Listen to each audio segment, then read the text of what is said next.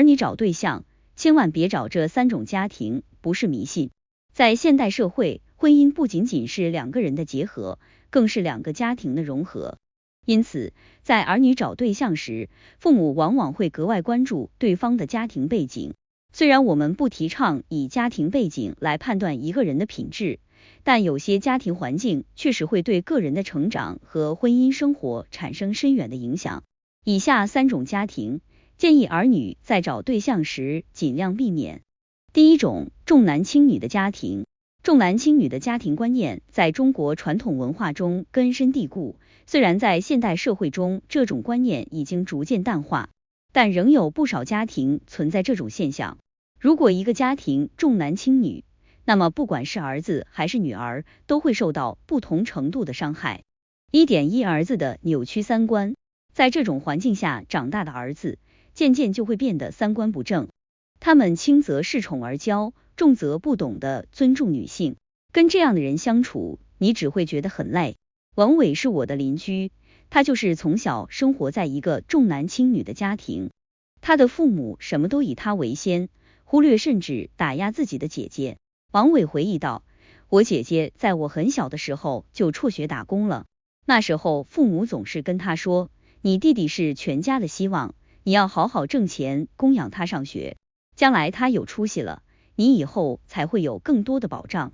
毕竟你只是个女孩子，早晚是要嫁人的，如果娘家没有得力的人，难免受欺负。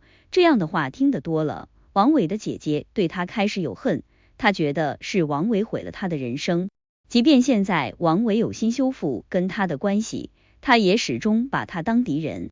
王伟说，如果可以，我宁愿不要溺爱我，这样对姐姐不公平。其实王伟的故事并不是个例，如果长期生活在重男轻女的家庭环境下，渐渐的三观就会变得扭曲，还会影响兄弟姐妹之间的关系。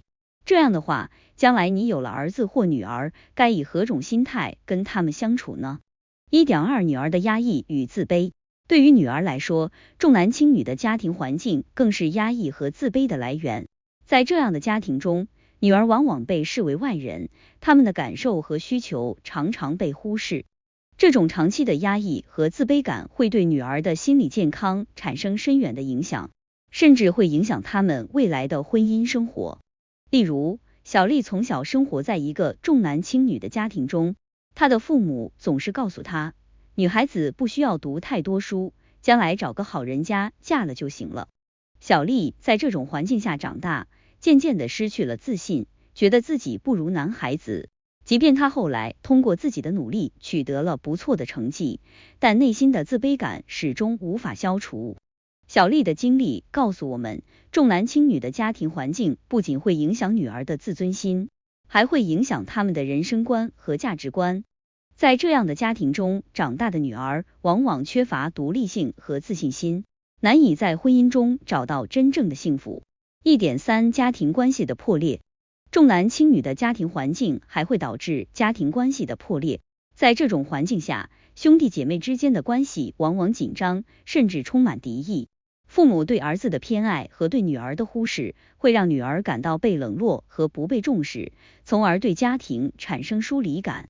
例如，小明的家庭就是一个典型的重男轻女家庭，他的父母总是把最好的东西留给弟弟，而对小明则要求他处处让着弟弟。小明在这种环境下长大，渐渐的对家庭失去了信任，甚至对父母产生了怨恨。即便现在他已经成年，但与家人的关系依然紧张。小明的经历告诉我们，重男轻女的家庭环境不仅会影响个人的心理健康，还会导致家庭关系的破裂。在这样的家庭中长大的孩子，往往缺乏家庭的温暖和支持，难以在婚姻中找到真正的幸福。第2种，负债累累的家庭。如果一个家庭不算富裕，没关系，只要三观正，人品好，踏实肯干，那么早晚有一天会改变家里的状况。可如果常年都是负债累累的状态，那么就要三思而后行了。2.1负债的原因。首先要弄明白他们为什么会负债，是赌博吗？还是投资失败？不管是什么原因，既然负债的状态已经形成，无论如何都会影响以后的生活。加入这样的家庭，无异于跳入了火坑。例如，小张的家庭就是一个负债累累的家庭，他的父亲沉迷于赌博，欠下了巨额债务。小张从小就在这种环境下长大，不仅要面对家庭的贫困，还要承受父亲赌博带来的压力。即便现在他已经成年，但家庭的债务问题依然没有解决，甚至影响到了他的婚姻生活。小张的经历告诉我们，负债累累的家庭环境不仅会影响个人的经济状况，还会影响个人的心理健康。在这样的家庭中长大的孩子，往往缺乏安全感和自信心，难以在婚姻中找到真正的幸福。2.2 对婚姻生活的影响。负债累累的家庭环境还会对婚姻生活产生深远的影响。在这样的家庭中长大的孩子，往往缺乏经济独立性和责任感，难以承担起婚姻中的经济责任。例如，小李的家庭就是一个负债累累的家庭，他的父母常年在外打工，但收入微薄，难以维持家庭的正常开销。小李在这种环境下长大，渐渐的失去了对未来的信心，甚至对婚姻产生了恐惧。即便现在他已经成年，但依然无法摆脱家庭的阴影，难以在婚姻中找到真正的幸福。小李的经历告诉我们，负债累累的家庭环境不仅会影响个人的经济状况，还会影响个人的心理健康。在这样的家庭中长大的孩子，往往缺乏安全感和自信心，难以在婚姻中找到真正的幸福。2.3 婚前的财务状况调查。儿女找对象是父母的一块心病，谁会舍得自己的子女刚结婚就开始吃苦呢？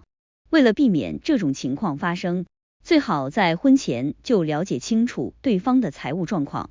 这不是现实，也不是有心机，而是一种远见。例如，小王在结婚前就对未婚夫的家庭财务状况进行了详细的调查。他发现未婚夫的家庭虽然不算富裕，但也没有负债，而且未婚夫本人也有稳定的工作和收入。小王觉得这样的家庭环境比较稳定，可以放心结婚。小王的经历告诉我们，婚前的财务状况调查不仅可以帮助我们了解对方的家庭背景，还可以帮助我们判断对方的经济独立性和责任感。在这样的家庭中长大的孩子，往往具备较强的经济独立性和责任感，可以在婚姻中找到真正的幸福。第3种，相互算计的家庭。有时候，见不得你好的，往往不是外人，而是身边最为亲近的人，甚至是你的家人。有些家庭就是这样相互算计，哪怕是兄弟姐妹，见对方过得比自己好，也会眼红，会嫉妒，甚至会故意找对方借钱，然后不还。3.1 家庭成员之间的算计。当对方来要，就开始道德绑架，你都这么有钱了，帮衬我一下怎么了？